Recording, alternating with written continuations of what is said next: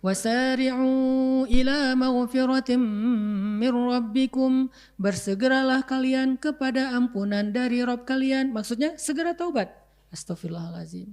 Maka setiap kali kita berbuat dosa, kata Nabi, iringilah keburukan kalian dengan kebaikan. Maksudnya iringilah dosa kalian dengan istighfar dan taubat. Setiap kali kita berbuat dosa, langsung astaghfirullahaladzim. Salah ngomong astaghfirullahaladzim. Kepancing emosi astaghfirullahaladzim. Segera, jangan tunggu nanti. Kenapa?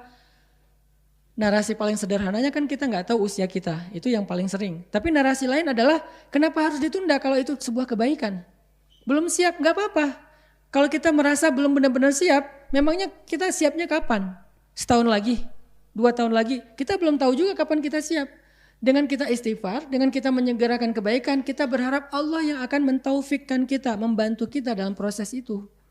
Jadi nggak usah nunggu siap. Kayaknya kalau saya istighfar sekarang nanti buat dosa lagi sia-sia deh. Kata siapa? Allah nggak pernah berputus asa mengampuni dosa kita walaupun sekian ribu kali dalam sehari. Kenapa kita berputus asa meminta ampun? Allah ngasih aja nggak putus asa. Masa kita minta putus asa? Kan minta itu nggak ada yang hilang. Malah dapat. Yang ngasih kan memberi kan. Kalau ibarat manusia tuh kehilangan sesuatu walaupun Allah tidak kehilangan apapun. Jadi Allah aja yang ngasih nggak pernah berputus asa. Kita istighfar nih, Allah kasih ampunan. Buat dosa lagi, istighfar, Allah kasih lagi. Sehari 1000 kali kita kayak gitu, sehari 1001 kali Allah ngasih ampunan. Terus apa masalah kita untuk gak minta ampun? Gak enak sama Allah. Allah aja enak. Kita yang kegeeran ngerasa kayak gimana gitu ya. Kayaknya kita memperlakukan Allah kayak gimana. Enggak. Kecuali kita gak serius minta ampunnya. Istighfar aja dulu. Kan Allah mah senang kayak gitu. Jangan. Jujur. Walaupun lemah. Mending jujur lemah daripada main-main. Astagfirullahaladzim. Tapi gak serius. Mending astagfirullahaladzim. Udah gitu berbuat dosa lagi, lemah kan? Astagfirullahaladzim, dosa lagi, astagfirullah, segitu-gitunya 1000 kali sehari, Allah tetap ampuni teman-teman. Dan yang dilihat adalah husnul khatimah, yang mana yang paling akhir. Makanya ada doa, waj'al khaira a'mali khawatimah, ya Allah jadikanlah sebaik-baik amalku yang penutup. Makanya kata Allah, wasari'u ila maghfiratim min rabbikum. InsyaAllah kita lanjutkan setelah sholat isya. Barakallahu fiikum. Teman-teman yang dirahmati Allah Subhanahu wa taala, kita lanjutkan pembahasan tentang berlomba-lomba dalam kebaikan dan bersegera dalam kebaikan.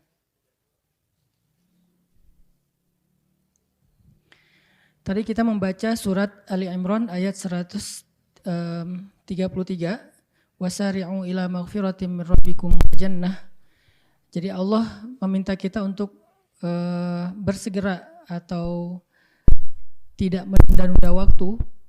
Pertama dalam urusan taubat dan yang kedua dalam urusan amal solih. Jadi kata Nabi, iringilah setiap perbuatan buruk dengan kebaikan. Artinya iringilah dosa dengan istighfar. Maka jangan bosan untuk beristighfar kepada Allah karena Allah itu gak pernah bosan untuk mengampuni dosa kita. Allah gak pernah bosan untuk ngasih kita taubat, menerima taubat kita. Allah gak pernah bosan untuk mendengar ucapan astaghfirullahaladzim walaupun sehari 1000 kali setelah 1000 kali berbuat dosa. Allah gak pernah bosan. Jadi jangan sampai kita berputus asa dengan merasa tidak pantas untuk bertaubat dan beristighfar setelah sekian kali kita mengulangi kesalahan yang sama karena kelemahan kita, bukan karena kita mempermainkan Allah. Karena insya Allah kita nggak mungkin niat kita mempermainkan Allah. Yukhadi'una Allah walladzina amanu wa ma yakhda'una illa anfusahum. Jadi kalau kita mengelabui Allah, mempermainkan Allah, kita hanya mempermainkan diri kita sendiri. Nggak mungkin. Terus kalau kita ngelakuin dosa berulang kali gimana? Ya mudah-mudahan itu bukan karena kita mempermainkan Allah. Mudah-mudahan karena kita memang lemah. Berkali-kali kita tergelincir kepada dosa karena lemah. Tapi setelah itu langsung iringi dengan istighfar lagi. Iringi dengan taubat lagi. Karena yang paling Allah lihat adalah bukan prosesnya, nanti akhirnya. Mana akhirnya? Taubat atau dosa? Kalau akhirnya adalah astaghfirullahalazim, dan gak sempat melakukan dosa yang berikutnya, tetapi dia udah mengiringi dosa yang sebelumnya dengan istighfar, maka dia adalah orang yang memperoleh husnul khatimah. Ya setidaknya di akhir malam sebelum kita tidur, kita istighfar dulu. Ya Allah, hari ini saya banyak banget dosa. Dari mulai bangun tidur tadi pagi, udah dosa, di sosmed dosa, di jalan dosa, ketemu orang dosa, dalam kesendirian pun masih banyak dosa. Ya Allah, ampunkanlah dosa saya hari ini. Istighfar sebelum tidur dengan istighfar yang jujur dan sungguh-sungguh. Walaupun kita gak yakin besok kita akan bersih. Dan kemungkinan besok kita kotor lagi, walaupun harapannya kotornya gak sekotor kemarin. Tapi bisa aja besok lebih kotor dari kemarin dan kita gak pernah tahu karena kelemahan kita. Setidaknya malam itu kita menutup malam dengan taubat, istighfar. Kalau malam itu adalah malam terakhir kita gak bangun lagi, Allahu a'lam apa yang terjadi, maka kita memperoleh husnul khatimah. Kan itu yang kita cari. Makanya kata Allah, wasari'u ila maghfiratin min rabbikum. Jangan ditunda-tunda. Toh gak ada ruginya juga kok kita mendahulukan kebaikan. Apa ruginya kalau kita segera beristighfar dan bertobat? Apa ruginya? Gak ada rugi. Gak ada gara-gara kita istighfar terus kita kayak kehilangan sesuatu, gara-gara kita istighfar kita kehabisan waktu, gara-gara ke istighfar kita akhirnya jadi capek. Apa capeknya mengatakan astaghfirullahaladzim. Kalau Allah mau syariat istighfar itu dibikin panjang, kayak Sayyidul Istighfar lah minimal ya. Allahumma anta rabbi la ilaha illa anta khalaqtani wa ana abduka wa ana ala ahdika wa wa'dika mastata'tu a'udzubika min syarri ma sana'tu abu'u laka bi ni'matika alayya wa abu'u bi dzambi faghfirli fa innahu la yaghfirudz dzunuba illa anta. Panjang.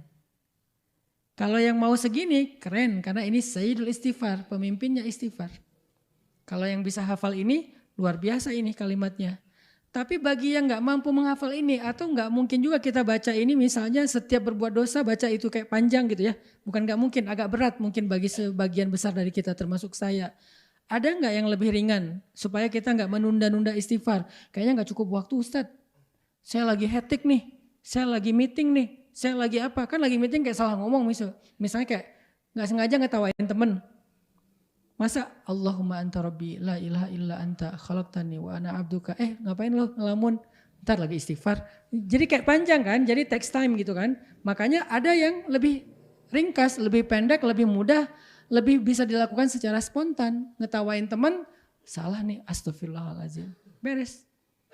Atau suuzon sama orang lain, cari muka nih, astagfirullahaladzim. Beres. Kan gitu kan ya? Gak perlu sampai yang tadi Allahumma yang panjang bisa menghabiskan misalnya sekian belas detik atau sekian puluh detik yang buat kita sekian puluh detik itu sesuatu yang berat mungkin.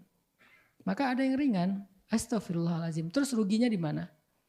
Beratnya di mana? Untuk kita tunda nanti aja deh di akhir hari menjelang tidur. Nanti lagi, toh gak rugi juga, astagfirullahaladzim. Astagfirullahaladzim.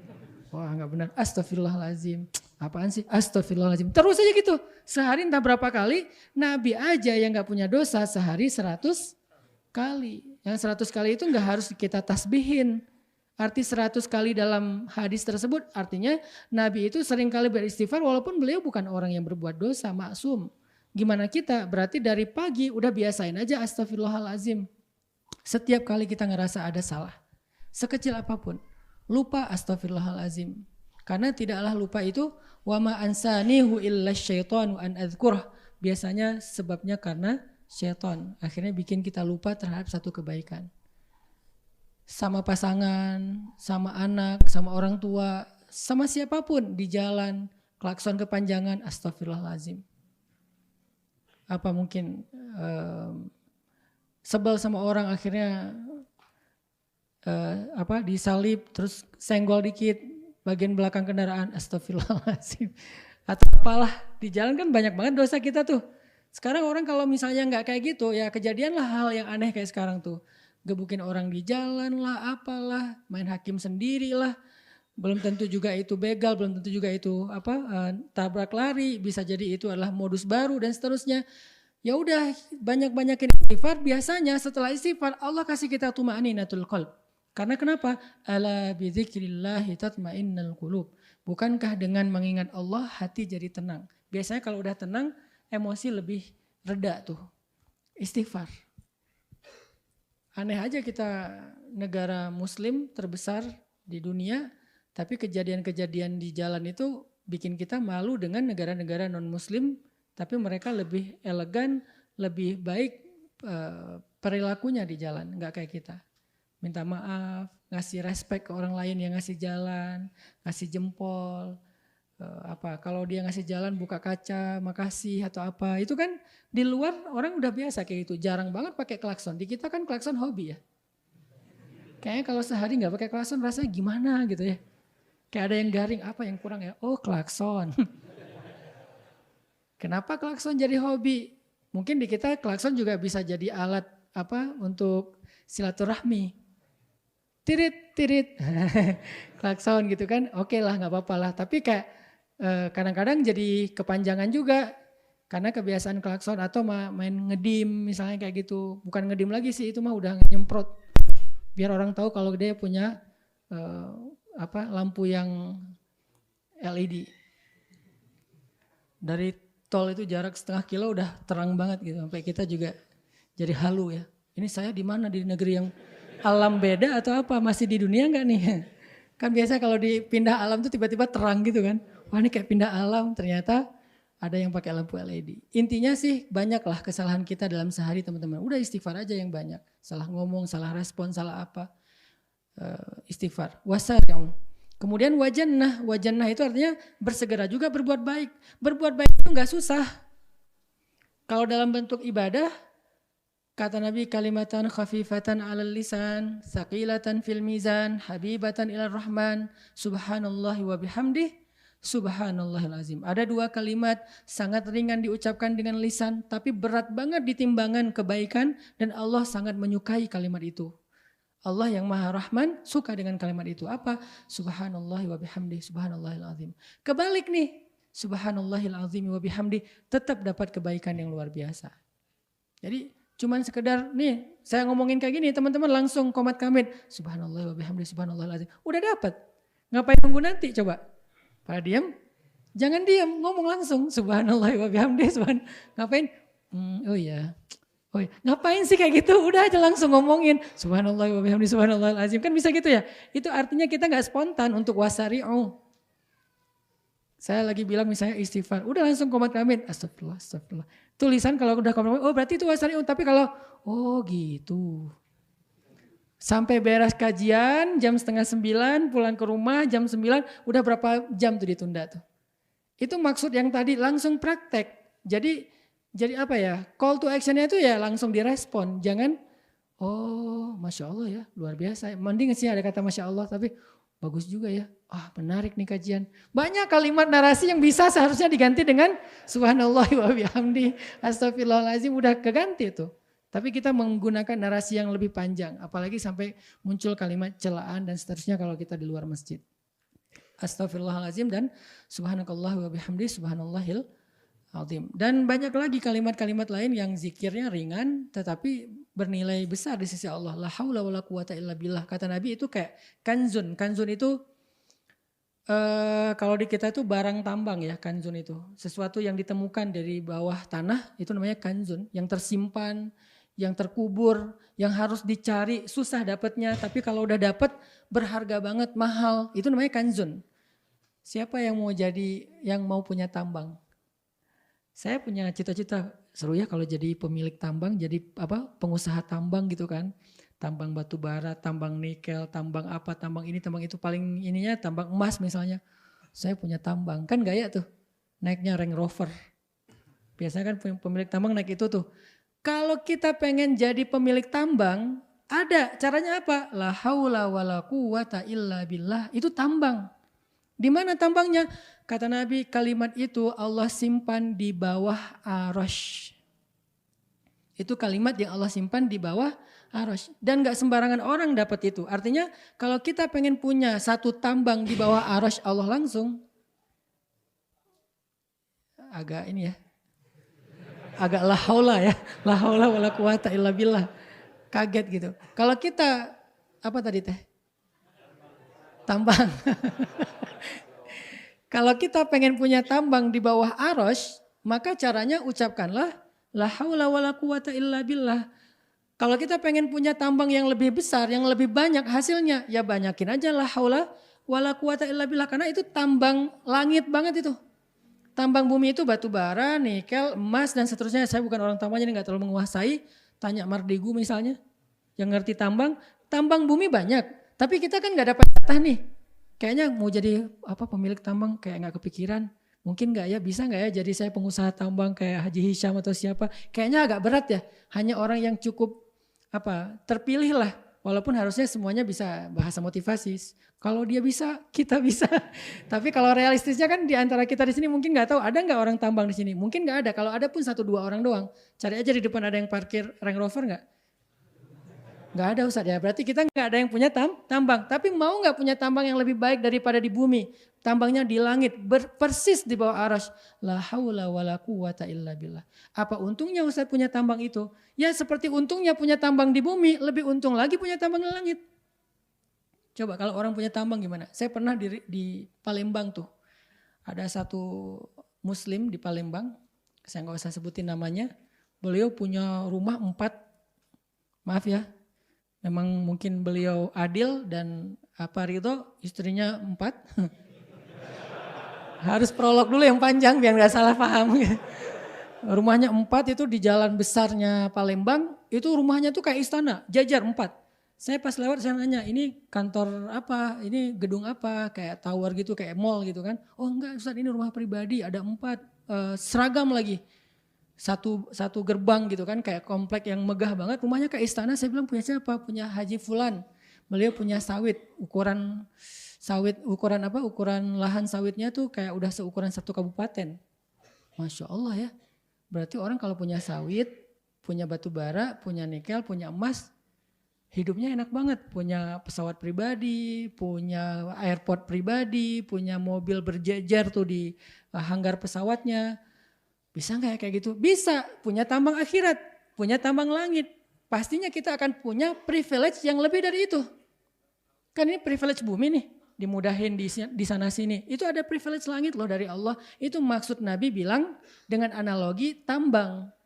Jadi kata Nabi, la haula wala quwata illa billah kanzun, harta yang terpendam itu namanya tambang yang ada di bawah arasy. Mudah banget loh caranya. Tapi banyak orang yang nggak mau. Mulai sekarang jadilah pemilik tambang. Sehari berapa kali kita menggali, memproduksi. Ya banyakin aja lah haula wala quwata illa billah. Terus nanti dapat apa? Nanti dapat privilege ketika kita membutuhkannya. Dalam masalah kita, dalam musibah kita, dalam ujian kita. Kok saya beda sama yang lain, dapat ujian lama, saya cepat. Yang lain ditangguhkan, saya didahulukan. Yang lain mungkin hina, saya dimuliakan. Yang lain ini dan saya terus. Itu kenapa? Karena Allah kasih privilege karena kita punya tambang. Fulan, Haji Hanan, tambangnya di bawah arasy. Bukan di Sulawesi, di Kalimantan, di Sumatera. Bukan di Papua, di Halmahera. Di bawah arasy coba. Kalau di sana aja kita gaya, apalagi di bawah arasy. Dan terkenalnya bukan di bumi, terkenalnya di langit. Tuh yang pemilik tambang di bawah arasy itu tuh, yang paling gede tuh. Kan arasy lebih luas daripada langit-langit dan bumi. Bahkan lebih luas daripada surga-surga. Di mana surga-surga lebih luas daripada langit dan bumi. Luas banget udah jangan berpikir kalau semuanya kayak gitu Ustaz udah sempit dong tambangnya. Kata siapa? Emang tambang di arasy itu, tambang di langit itu seperti di bumi yang kecil. Tambang di bumi yang kalau kita dilihat di peta itu setitik doang, ternyata di Papua segede itu udah bikin orang dapat privilege hidup seluar biasa ya. Gimana tambang di langit? Belum ke Afrika, belum ke Arab dengan tambang minyaknya. Ini gak ada apa-apanya. Bumi itu dilihat dari luar angkasa setitik. Dia arasy itu tambangnya lebih gede. Yakin teman-teman bakalan dapat privilege di dunia dan di akhirat. Yang paling kita butuhin sebetulnya nanti di akhirat. Begitu bangkit dari kubur, bangkit sebagai pemilik tambang. Mau bangkit sebagai pemilik tambang? Beda bangkitnya. Ya. Kalau yang gak punya tambang, ngeringkuk aja ya. Miskin ya. Kalau pemilik tambang kan pede. Walaupun gak tahu sih. Yang pasti dia bangkit sebagai orang kaya. Dia bangkit sebagai orang yang punya bekal. Yang pasti dapat privilege dari Allah. Makanya jangan remehin la haula wala quwata illa billah. Ada kan kisah tentang seorang sahabat yang ditawan sama musuh, bebasnya gara-gara la haula wala quwata illa billah. Ayah ibunya orang miskin. Musuh minta tebusan terhadap anaknya yang ditawan, kalau enggak akan dibunuh besok. Maka ayah ibunya datang ke Rasulullah minta solusi, kata Nabi, banyakin la haula wala quwata illa billah. Mereka beriman, bilang, ya Rasul anak saya ditawan, bukan enggak mau beribadah. Tapi mereka tahu bahwa yang dikasih Nabi itu pasti berefek dalam hidupnya di dunia dan di akhirat. Kata Nabi banyakin la haula wala quwata illa billah. Pulang semangat nih si ayahnya. Ibunya di rumah nungguin. Gimana Pak? Pak, ya bahasa Arab lah pokoknya. Gimana Pak udah ketemu Rasul? Udah gitu kan. Oh dapat ini enggak? Dapat tebusan enggak? Dapat. Lebih baik daripada tebusan. Apa? La haula wala quwata illa billah. Coba kalau istrinya di zaman kita dapat kayak gitu. Gak usah istri dulu dong. Kita aja dapat nasihat dari ustadz kayak gitu, kita pasti dalam hati ngomong, ya tahu sih, tapi yang saya butuhkan sekarang duit, bukanlah haula wala quwata illa billah, kan gitu ya. Itulah yang membedakan kita dengan mereka, makanya kita gak pernah ngelihat keajaiban. Kalau mereka percaya, begitu Nabi bilang la haula wala quwata illa billah, dia pulang dengan semangat, kayak dapat tebusan gede gitu, bahkan lebih. Terus kasih tahu ke istrinya dengan semangat, istrinya juga, Masya Allah benar, ya udah yuk kita banyakin, la haula wala quwata illa billah. Tiba-tiba ada yang ngetuk pintu rumahnya, anaknya datang bawa kambing, domba itu 1 lembah. Bawa domba 1 lembah, entah berapa ribu domba. Hah, kamu selamat nak? Ya gimana caranya kamu bisa selamat? Siapa yang bantu kamu? Aku lagi diikat nih. Diikat kemudian tiba-tiba datang seorang laki-laki dengan pakaian putih-putih bercahaya melepaskan ikatanku kemudian menyuruh aku untuk pulang dan membawa domba-domba milik musuh itu ya kayak ghanimah gitu ya, harta rampasan perang, dan musuhku nggak menyadari apapun yang terjadi sama aku karena mereka tertidur pulas. Allah membuat mereka tertidur dan nggak mendengar apa-apa. Yang saya heran domba selembah itu seberapa berisik sih? Kan berisik banget ya. Kan rame tuh, namanya domba kan ya, selembah. Kok sampai musuh nggak bangun sih? Domba selembah itu lagi digiring, kita domba 3 ekor aja udah rame. Ini domba selembah digiring dengan suara yang berisik, musuh nggak tahu karena Allah menyelamatkan dia. Apa modalnya? Zikir ayah ibunya, la haula wala quwata illa billah. Bukan hanya bebas, dapat bonus domba selembah. Artinya ringan, mau wajannah beramal soleh dengan simbolkan surga itu nggak susah sebetulnya. Apa yang membuat kita menghalangi diri untuk berbuat baik? Sama kayak misalnya qaulun ma'rufun shadaqah, ucapan yang baik itu sedekah. Atau amal yang paling Allah suka itu menyenangkan hati saudaramu. Dengan hanya senyum aja, biasanya kan senyum itu nular ya. Begitu kita senyum, orang lain senyum akhirnya dapat pahala sedekah dan seterusnya. Itu beramal baik teman-teman. Jadi nggak usah ditunda-tunda. Wasari'u aja, yang ringan-ringan yang kita mampu aja. Kalau yang berat mungkin memang butuh persiapan. Mau tahajud, tahajud baru jam 9 pagi, kan gak mungkin ya. Ya nunggu dong malam. Ya, ada amalan yang memang kita harus nunggu waktunya, kita harus siapkan diri. Tapi jangan sampai kita gara-gara ada amalan yang gede-gede yang harus persiapan, kita jadi gak beramal yang kecil-kecil. Padahal yang kecil ini juga nilainya besar di sisi Allah. Famay ya'mal mithqala dzarratin khairan yara, la tahqiranna minal ma'rufi syai'a. Jangan remehin amalan kecil walaupun sekecil mithqala dzarrah kata Nabi. Karena bernilai besar.